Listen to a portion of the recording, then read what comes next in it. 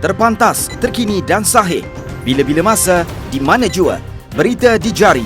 Subscribe YouTube Bulletin TV3.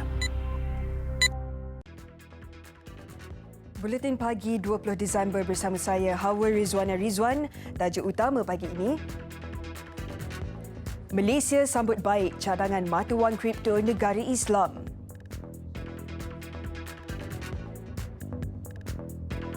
VC baru QPAX cadang gaji minimum RM1,800.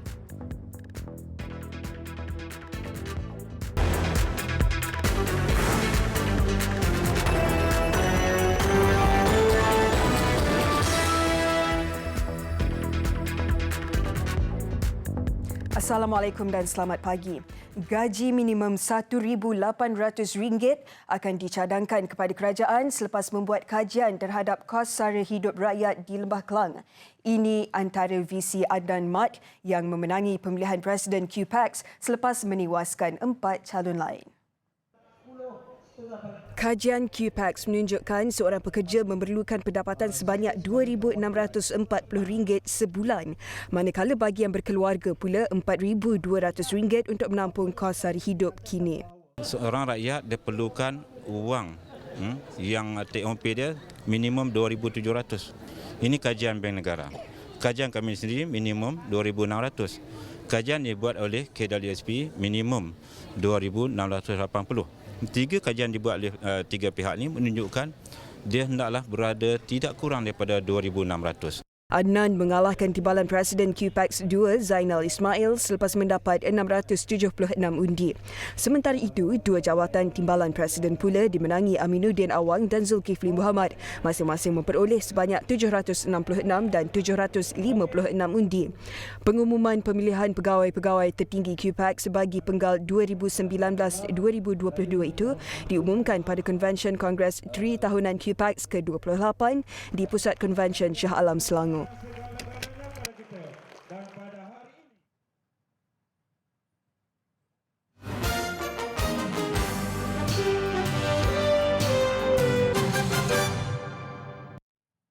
Perdana Menteri Tun Dr. Mahathir Mohamad berkata, Malaysia terbuka dengan cadangan untuk mewujudkan mata wang kripto khusus untuk negara-negara Islam yang dibangkitkan pada sidang kemuncak Kuala Lumpur. Tambahnya, Malaysia juga sudah lama mencetuskan idea mata wang bersama untuk negara-negara Islam. In fact, we suggested this a long time ago, iaitu kita tak guna American dollar selalu sangat. Nampak kadang-kadang bila kita guna American dollar, ada sekatan-sekatan yang dibuat yang menjejaskan pertumbuhan ekonomi kita.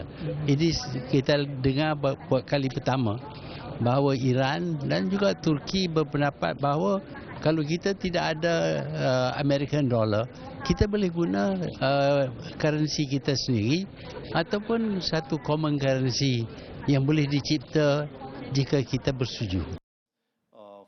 Ketika cadangan mewujudkan dinar dibangkitkan sebelum ini, wujud tentangan serta sekatan oleh kuasa-kuasa besar dunia yang khawatir akan terjejas dengan pelaksanaan syar itu.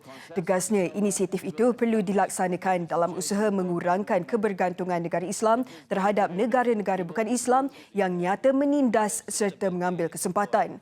Selain bidang ekonomi, Malaysia, tambah beliau, turut boleh mempelajari serta bertukar pandangan dengan Iran dan Turki, terutamanya dalam bidang teknologi dan pendidikan.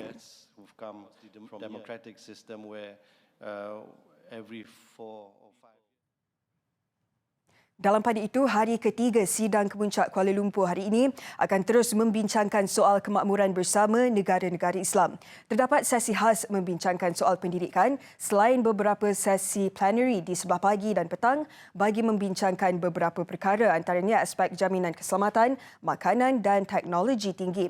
Kita terus saja ke Pusat Konvensyen KL bersama wartawan Raza Shazani Muhammad untuk butirannya. Raza? Baik, terima kasih Hawa di Sri Pentas. Saya dari Pusat Konvensyen Kuala Lumpur hari ini akan membawakan kepada anda secara langsung berkenaan dengan Sidang Kemuncak Kuala Lumpur 2019. Pendidikan, pengagihan semula kekayaan dan kemakmuran bersama negara Islam, kecanggihan teknologi tinggi, pemeliharaan identiti kebangsaan dan juga keselamatan makanan.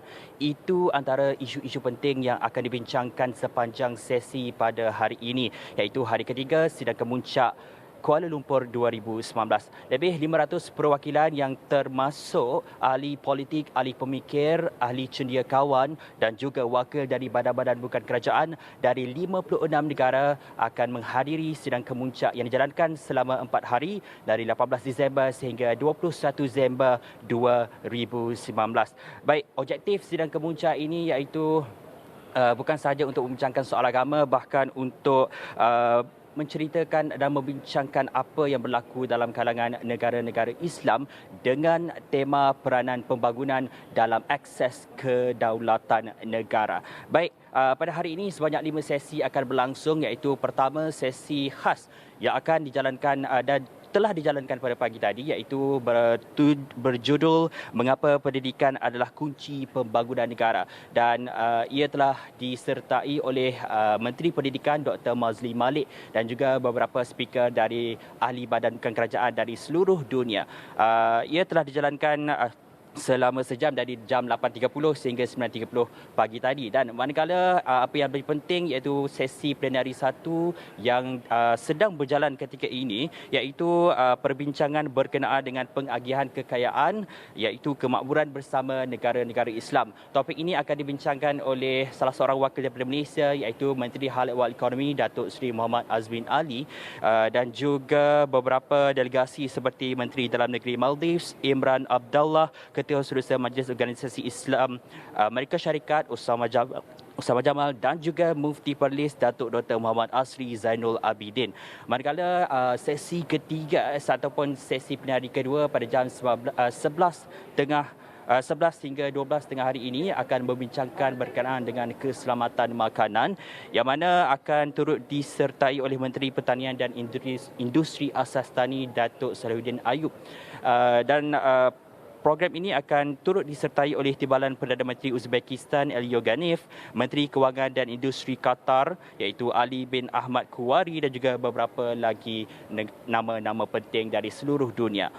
Dan sesi ini akan berhenti seketika untuk memberi laluan kepada muslimin untuk menunaikan solat Jumaat pada jam 12.30 sehingga 2.30 petang ini, dan difahamkan solat Jumaat ini akan dikemudi oleh Mufti Wilayah Persekutuan Ashabus Sahamah Datuk Seri Dr. Zulkifli Muhammad Al-Bakhri. Dan 2 lagi sesi pada sebelah petang akan membincangkan lagi 2 perkara penting dalam kalangan masyarakat Islam, iaitu kecanggihan teknologi tinggi dan juga pemeliharaan identiti kebangsaan, yang turut juga disertai oleh Menteri Pertahanan Muhammad Sabu dan juga Menteri Luar Datuk Saifuddin Abdullah. Dan saya kira program-program ini amat penting untuk melestarikan ekonomi, politik dan juga sosial tamadun Islam dunia. Dan saya kira itu sahaja dahulu untuk lintas langsung pagi ini. Kita bersama Hawa untuk laporan seterusnya. Silakan.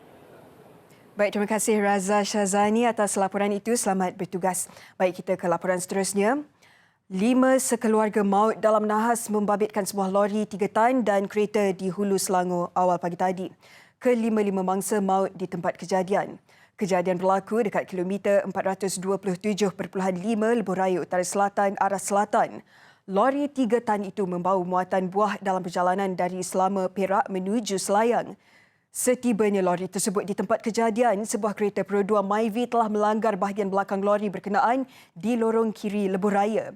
5 mangsa yang maut ialah pemandu kereta Muhammad Rozi Abdul Kadir 52 dan 4 penumpang iaitu Jamilah Jalim 47, Bashirah Jalim 49, Nur Intan Muhammad Rozi 18 dan Nur Syifa Abdul Rashid 17 tahun.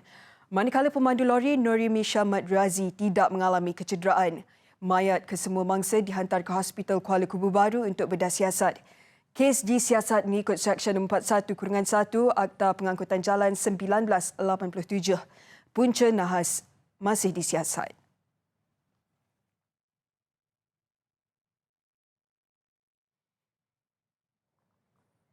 Seorang remaja kelainan upaya OKU hiperaktif ditemui lemas selepas tergelincir ketika memancing di Kampung Baru Sungai Telur, Kota Tinggi, Johor.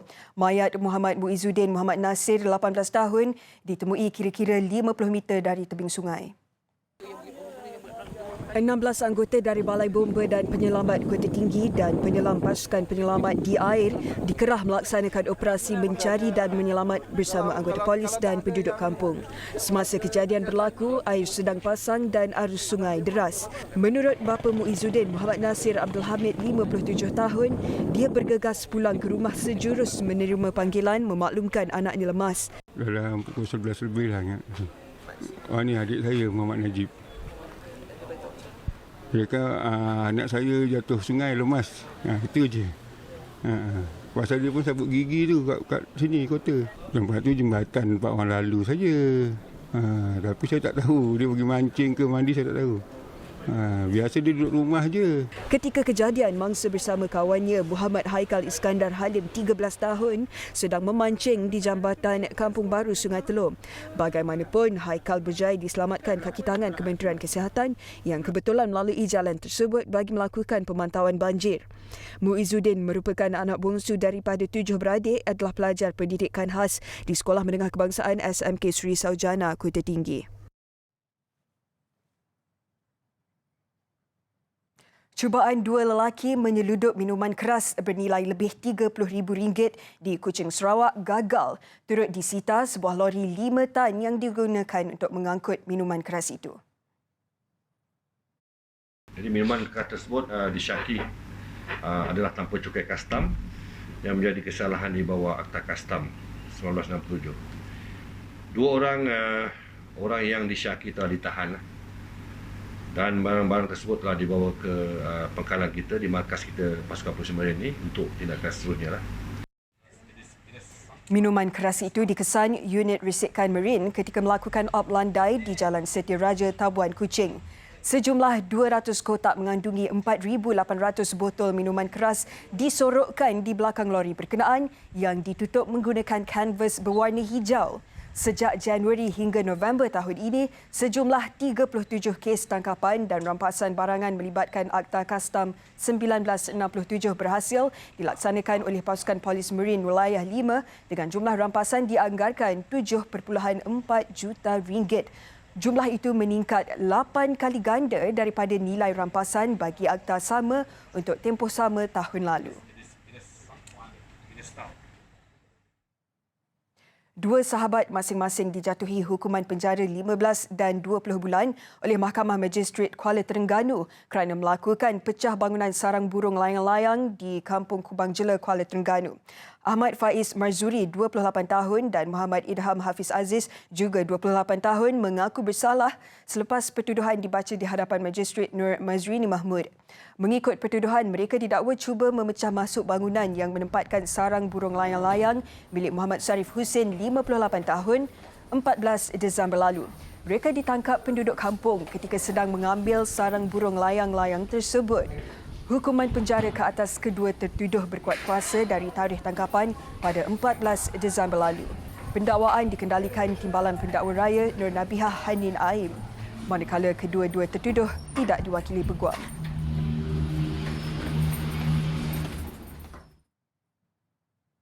Susulan masalah yang dihadapi pembeli rumah fasa 4 Samariang Borneo Garden, Kuching, Sarawak yang disiarkan dalam segmen Aduan Rakyat. Dewan Bandaraya Kuching Utara DBKU memberi tempoh sehingga Rabu depan kepada pihak pemaju untuk mengemukakan laporan berhubung projek itu.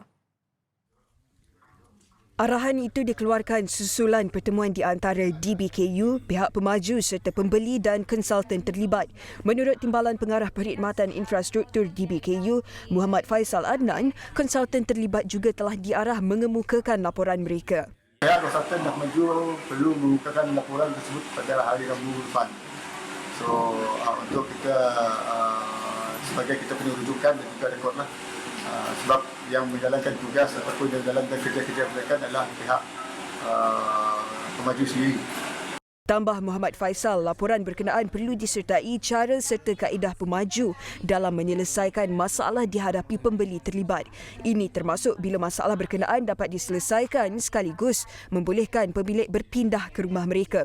Sementara itu, kumpulan pembeli terbabit menuntut agar pihak pemaju memastikan bekalan air dan elektrik disambung selewat-lewatnya pada penghujung Januari depan. Mereka mahu pemaju melakukan kerja pembaikan ke atas rumah mereka dan membayar pampasan kelewatan atau LED secara penuh. Mengikut kontrak, rumah di fasa 4 itu sepatutnya siap pada penghujung tahun lalu. Bagaimanapun, ia hanya diserah kepada pemilik pada Julai lalu dalam keadaan yang tidak memuaskan pembelinya selain tiada bekalan air dan elektrik. Jentera Sri Kandi Parti Pribumi Bersatu Malaysia Bersatu bersiap sedia membantu Parti Warisan Sabah Warisan bagi memastikan kemenangan pada pilihan raya kecil Parlimen Kimanis awal tahun depan. Ketuanya, Datuk Seri Rina Harun berkata, sayap Sri Kandi akan bergerak pada bila-bila masa untuk menghadapi PRK berkenaan. Kita di peringkat Sri Kandi sentiasa bersiap sedia ya untuk menghadapi pilihan raya kecil Kimanis ini. Di peringkat Sri Kandi Sabah juga telah pun mengadakan mesyuarat perbincangan ya untuk mensiap sediakan jentera Sri Kandi. Beliau terdahulu mengadakan perjumpaan Sri Kandi bahagian Kimanis di Membakut. Turut hadir Ketua Bahagian Bersatu Kimanis, Datuk Muhammad Arifin Muhammad Arif dan Ketua Sri Kandi Bersatu Sabah yang juga Ahli Parlimen Beaufort, Datuk Azizah Muhammad Dun. Penamaan calon PRK Kimanis dijadualkan pada 4 Januari depan, manakala hari pengundian pada 18 Januari dengan tempoh berkempen selama 14 hari. Warisan akan meletakkan calon pada PRK itu, namun setakat ini belum ada pengumuman nama calon. Yang dihormati sekalian. Assalamualaikum. Sebahagian penduduk yang tinggal berhampiran Sungai Pahang mungkin bimbang apabila tiba musim tengkujuh kerana takut rumah dinaiki air. Namun di sebalik kebimbangan itu, ada kalangan penduduk yang gembira kerana hasil tangkapan ikan sungai melonjak sekali ganda.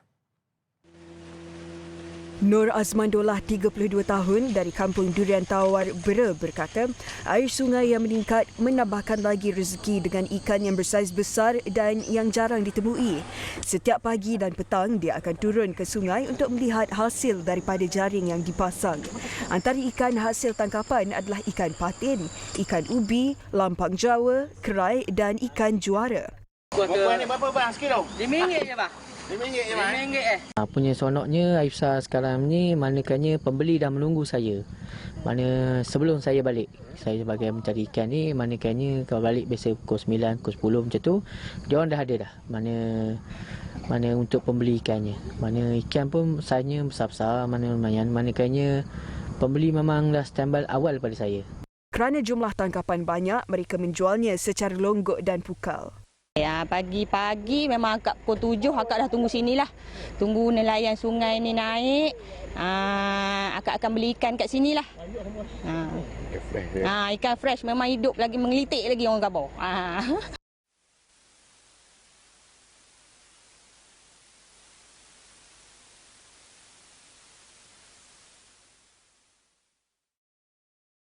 Laporan antarabangsa.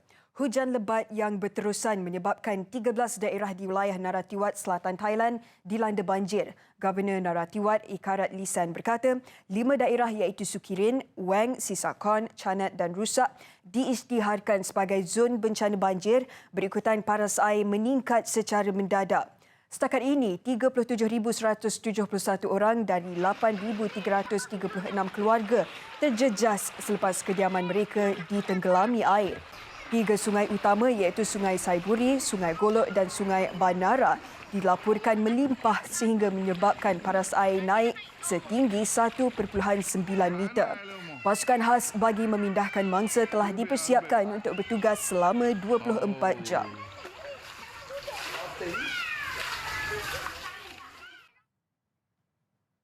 Kematian 2 anggota tentera dan seorang polis dalam pertempuran terbaru di Papua mencetuskan kebimbangan di wilayah majoriti Kristian itu.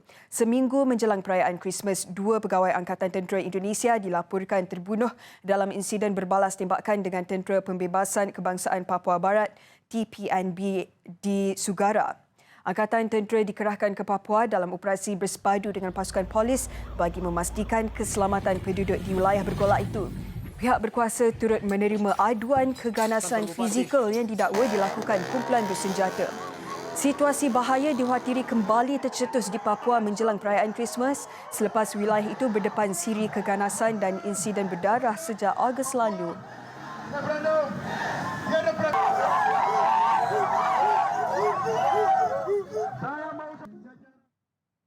Individu berpengaruh atau influencer media sosial diharamkan dari mempromosi e-rokok, produk berasaskan tembakau serta senjata api di laman Instagram.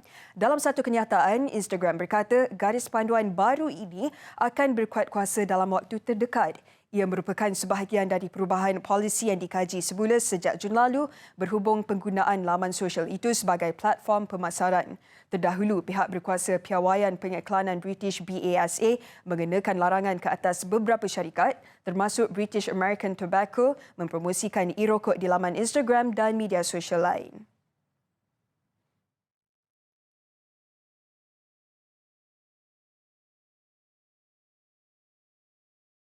Perkembangan sukan. Sukan Wushu menutup tirai 2019 dengan penuh gilang gemilang apabila atletnya Loh Chun Hao dijulang sebagai penerima anugerah Olimpian lelaki terbaik 2019. Sementara itu, seperti diduga, Ratu Gimnastik Negara Farah Ann Abdul Hadi pula dinobat anugerah Olimpian wanita terbaik 2019 pada Majlis Anugerah dan Makan Malam tahunan Majlis Olimpik Malaysia MOM ke-26 malam tadi. Pencapaian gemilang di Tamasya Sukan C jelas menjadi kayu pengukur kepada kedua-dua atlet itu sehingga membolehkan mereka menerima anugerah Olimpian. Farah Ann berjaya membuktikan kehebatannya di Sukan C Filipina selepas meraih 3 emas dalam acara individu keseluruhan, palang bertingkat dan senaman landai. Berusia 25 tahun, Farah sekali lagi memberikan persembahan memukau untuk mengumpul 7 emas, 2 perak dan 3 gangsa sejak penampilannya di Sukan C 2011 di Indonesia. Farah juga menjadi gimnas artistik wanita negara pertama melayakkan diri ke Sukan Olimpik Tokyo 2020 ketika sesi kelayakan di Kejohanan Dunia di Stuttgart, Jerman Oktober lalu. Kali terakhir atlet gimnas layak ke acara sukan terbesar dunia itu menerusi Au Luyan di Olimpik Sydney 2000. Sebagai atlet ini adalah satu pengetahuan yang sangat besar. Ini the biggest pengetahuan yang sebagai atlet saya boleh dapat. So untuk saya just sangat first terkejut dan juga saya sangat berterima kasih sebab saya selama 22 tahun ni saya buat gimnastik. So inilah pengetahuan yang paling besar dalam kerjaya saya. Sementara itu, Chun Hao pula tampil dengan semangat perwira apabila sanggup bertanding di Sukan C walaupun dipalit kecederaan. Namun ia tidak menghalang semangat anak muda ini untuk membawa pulang 2 pingat emas dalam acara Taiji Chuan dan Taiji Chuan lelaki. First, happy lah. So sebab saya tak ada fikir banyak. Pun tak tahu nak cakap apa, yang nak cakap ialah thanks to OCM, thanks to MSN. Yang important thing, okay, my president Datuk Cheong Kim Fat, my coach, they always support me, they believe me, and we have a good cooperation. So become today the honor of today. Dalam pada itu, Yang di-Pertuan Agong Al-Sultan Abdullah Riayatuddin Al-Mustafa Billah Shah berkenan menerima anugerah khas Diraja MOM 2019 bagi mengiktiraf perlibatan dan sumbangan baginda dalam bidang sukan.